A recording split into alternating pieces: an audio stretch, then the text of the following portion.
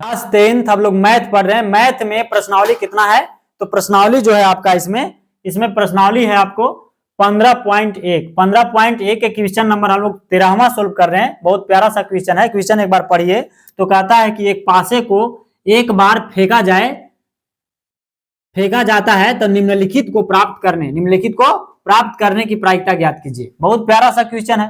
कहता है कि एक अभाज्य संख्या है पहला में, दूसरा कहता है कि 2 और 6 के बीच रिक्त को कोई अंक संख्या, फिर कहता है तीसरा में कि एक विषम संख्या। आइए हम इसको बनाते हैं। तो सबसे पहले कहेंगे हल, और हल कहने के बाद में हम लोग कहेंगे, है ना, हल कहने के बाद में कहेंगे एक पासा की चर्चा किया गया है। तो एक पासा को जब हम फेंकते हैं तो इसका कुल संभव परिणाम होता है 6।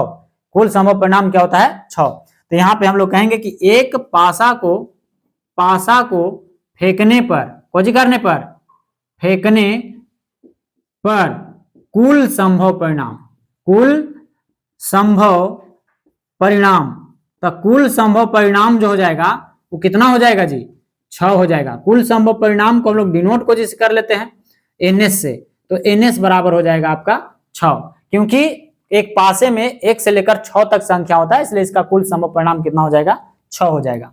आइए अब यहाँ पे था चर्चा की एक अभाज्य संख्या की। पहला बना रहे हैं तो हम लोग पहला लिख देंगे यहाँ पे, है ना, पहला लिख देंगे।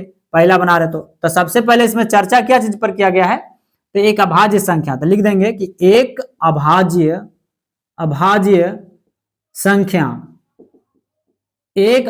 संख्या होने की घटना, एक अभाज्य संख्या होने की घटना को ई कहा जाए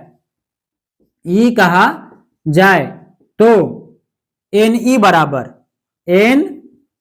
बराबर तो NE बराबर क्या हो जाएगा, कहता है कि एक अभाज्य संख्या होने की घटना, एक अभाज्य संख्या। तो अभाज्य संख्या हम लोग कहते किसको हैं, पासे में 1 से लेकर 6 तक संख्या होता है, 1 2 3 4 5 और 6, बात समझे।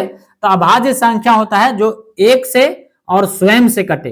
तो 1 से और ये स्वयं से कटेगा, 2 है 3 है और 5 हो जाएगा, 5 भी 1 से कटेगा और स्वयं से कटेगा, है ना। 6 अभाज्य संख्या नहीं है। 6 आपका कट जाएगा 1 से भी, 2 से भी कट जाएगा, 3 से भी कट जाएगा, 6 से भी कट जाएगा। तो 6 कभी अभाज्य संख्या नहीं हो सकता, 4 भी नहीं होंगे। अभाज्य संख्या 2 होगा, 3 होगा, 5 होगा। तो यहाँ पे हम ले लेंगे 2 3 5, 2 3 5, यानी टोटल कितना हो जाएगा जी, 3 हो जाएगा, बात समझे। तो इसलिए हम लोग पढ़े हैं, इसलिए PE बराबर यानी प्रायिकता बराबर NE बट्टा में क्या हो जाता है, तो NE बट्टा में हो जाता है NS। तो NE का मान कितना है बच्चा जी, तो NE का मान सर 3 है, तो यहाँ पे 3 लिखेंगे, और NS का मान कितना है 6, बात समझे। तो काट देंगे 3 एकम 3 और 3 दूनी के 6, यानी कि 1 बट्टा में 2, ये हो जाएगा आपका आंसर। ठीक उसी प्रकार से अब हम लोग दूसरा क्वेश्चन सोल्व करेंगे। दूसरा कहता है कि 2 और 6 के बीच रिक्त कोई संख्या, है ना। तो 2 और 6 के बीच कहा है, तो 2 और 6 के बीच में जब कहा है तो हम लोग यहाँ पे कहेंगे मेरे भाई दूसरा बना रहे हैं, तो यहाँ पे हम लोग कहेंगे दूसरा और हल लिख देंगे।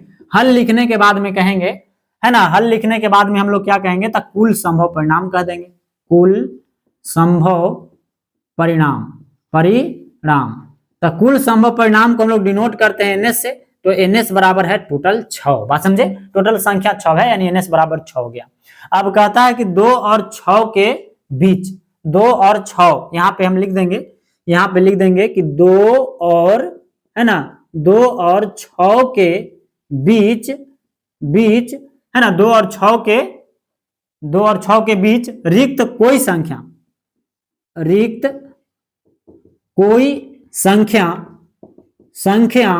होने की घटना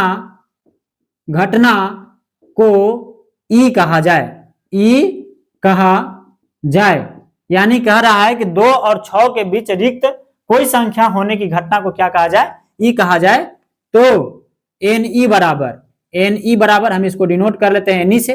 तो NE बराबर क्या हो जाएगा जी, तो NE बराबर हो जाएगा 2 और 6 के बीच में चर्चा किया गया है, 2 और 6 के बीच में। तो बात को ध्यान दीजिए, 2 के बाद कितना आ जाता है, तो 2 के बाद आ जाएगा 3, 3 के बाद 4, 4 के बाद 5 और 5 के बाद 6। तो 2 और 3 के बीच में 3 4 5 होंगे, 3 4 कितने हो जाएंगे, 5 हो जाएंगे। 2 और 6 के बीच जो संख्या होगा 3 4 5 होगा, बात समझे। तो यानी कि इसका एनी बराबर कितना हो जाएगा, टोटल 3 हो जाएगा। इसलिए हम कहेंगे पीई बराबर यानी प्रायिकता बराबर क्या हो जाता है फॉर्मूला, तो एनी बट्टा में एनएस। तो एनी है कितना मेरे भाई, तो एनी सर 3 है और एनएस कितना है 6, तो 3 एकम 3 और 3 दूनी के 6, यानी कि 1 बट्टा में क्या हो जाएगा 2। तो 1 बट्टा में 2 हो गया आपका इसका आंसर। इसका आंसर हम कह देंगे 1 बट्टा 2, यही हो जाएगा आपका आंसर। चलिए तीसरा है आपका, तो एक विषम संख्या, तीसरा हम लोग सोल्व करने जा रहे हैं। तो तीसरा हम लोग लिखेंगे यहाँ पे, कहेंगे तीसरा लिख के हम लोग कह देंगे हल, और हल लिखने के बाद में कहेंगे बच्चा जी कुल संभव परिणाम, कुल संभव परिणाम। तो कुल संभव परिणाम जो हो जाएगा, यानी हम लोग इसको डिनोट कर देंगे एनएस से। तो एनएस बराबर कितना हो जाएगा 6, क्या है कि एक पासे को जब फेंकते हैं है ना, तो उसका कुल संभव परिणाम 6 होता है ना, क्या होता है 6 होता है। अब कहता है कि एक विषम संख्या, तो लिख दीजिए कि एक विषम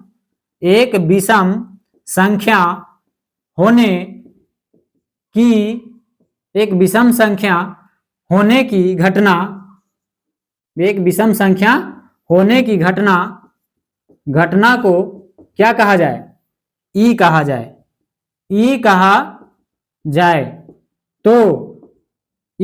तो एन ई बराबर, इसको हम डिनोट कर लेते हैं एन से, है ना, यानी कि एक विषम संख्या के होने की घटना को ई कहा जाए, इसको हम डिनोट करते हैं एन से। तो एन ई बराबर कितना हो जाएगा, तो कह रहा था एक विषम संख्या की चर्चा है, तो एक पासे में संख्या कितना कितना होता है 1 2 3 4 5 6, विषम संख्या की चर्चा है। तो विषम संख्या कहते किसको है, जो 2 से नहीं करता है। तो 1 हो जाएगा, इसमें 3 हो जाएगा, और क्या हो जाएगा 5, यानी हो जाएगा 1 3 5, ये है जो विषम संख्या है, यानी कि, और इसका टोटल है कितना 3 गो है, बात समझे। तो इसलिए हम लोग कहेंगे पीई बराबर, इसलिए हम लोग क्या कहेंगे जी, तो इसलिए हम लोग कहेंगे पीई बराबर, इसलिए पीई बराबर क्या हो जाता है एनी बटा में हो जाता है एनएस, एनी बटा में एनएस। तो भाई मेरे एनी का मान है कितना, तो एनी है 3 और एनएस कितना है 6, तो 6 लिखेंगे, 3 एकम 3 और 3 दूनी के 6, यानी कि 1 बट्टा हो जाएगा इसका 2 आंसर, बात समझे। चलिए इसको स्क्रीनशॉट कर लीजिए।